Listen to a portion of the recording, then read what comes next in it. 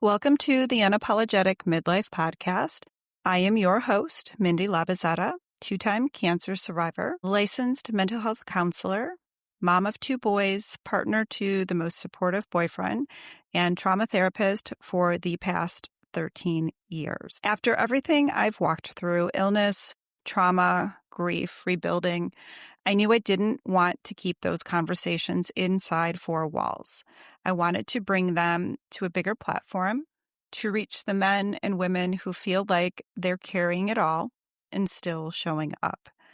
This is the Unapologetic MidLife Podcast, a space to strip away the shoulds, reclaim your power, and rise even after the hardest year of your life.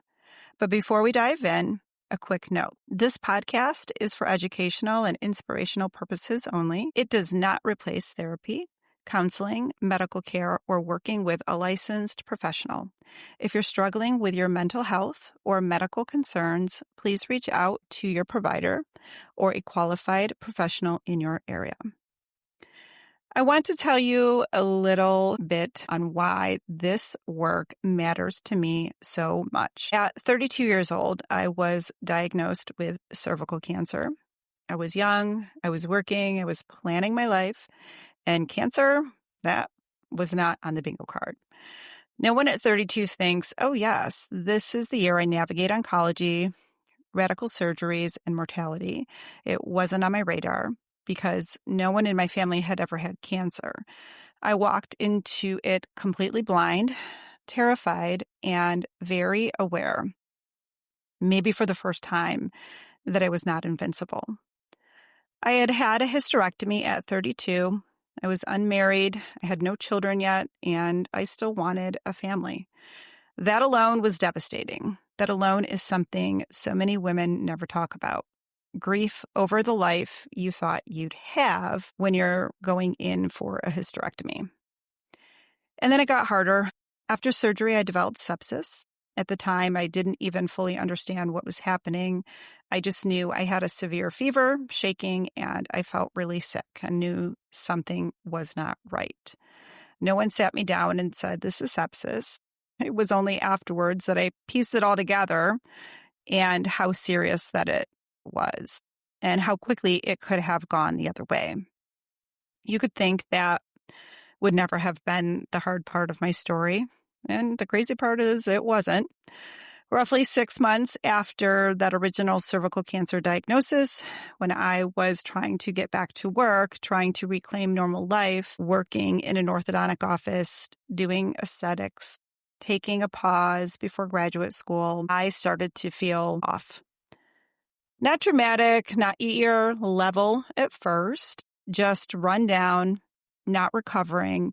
I had a sore throat that wouldn't go away, swollen gums that weren't healing, and I had good oral hygiene. I was literally working in the dental field.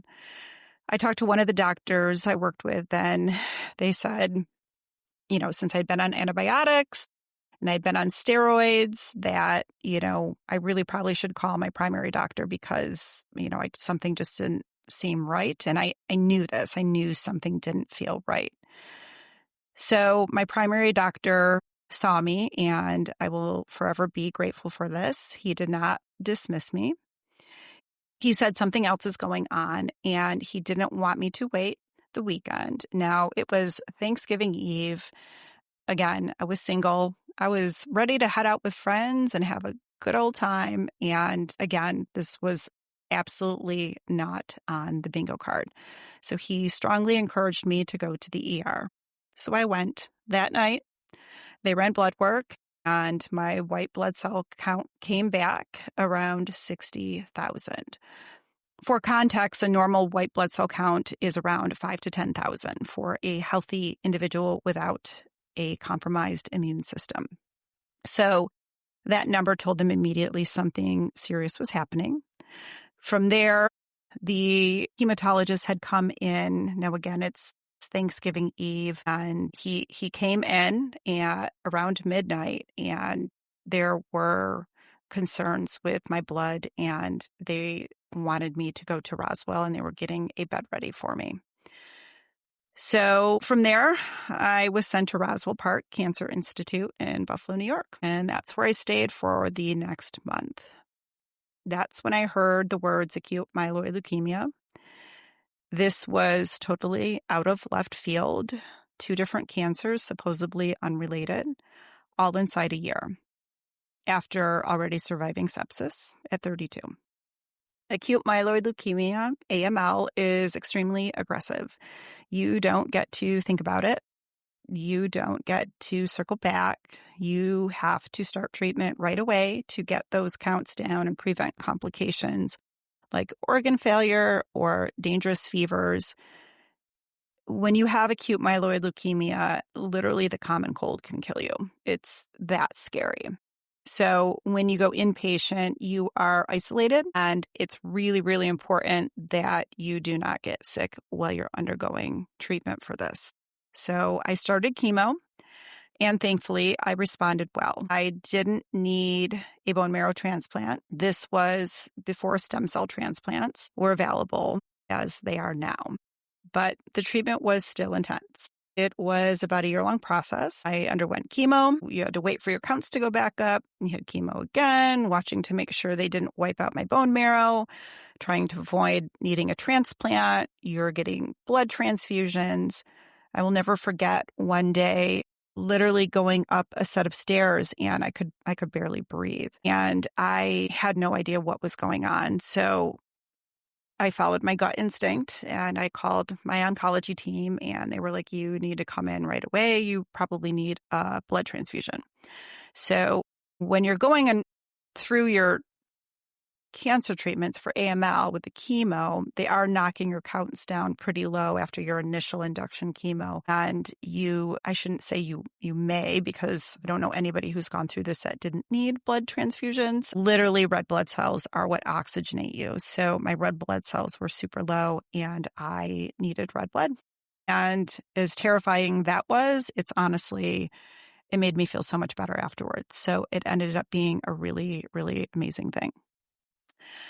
So it was this cycle of, get knocked down, rebuild, get knocked down, rebuild. And here's the part people don't talk about. No one gives you a handbook for what happens after. No one says, okay, you've survived 2 cancers and sepsis. Here's how to put your life back together. Here's how to date. Here's how to grieve fertility. Here's how to go back to work. Here's how to trust your body again. There's no manual. That year was, without exaggeration, the hardest year of my life, but it was also where I met parts of myself that I didn't know were there. It forced an awareness to most people don't have at 32. I certainly would not have had that kind of awareness at 32 had this not happened to me. When you face your own mortality that young, you stop believing you have all this time, and you start living very, very awake. And that awakening is a big part of why I became a therapist specializing in trauma, and why I'm sitting here now talking to you on a podcast, because I didn't want my story to just be I survived. I wanted it to become I survived, and now I help other people make sense of their hard things too. That's what this community is all about. Not toxic positivity, not bypassing, not everything happens for a reason, but real women, real men, real conversations, real healing, especially in midlife, when everyone else thinks we should be quieting down or starting over.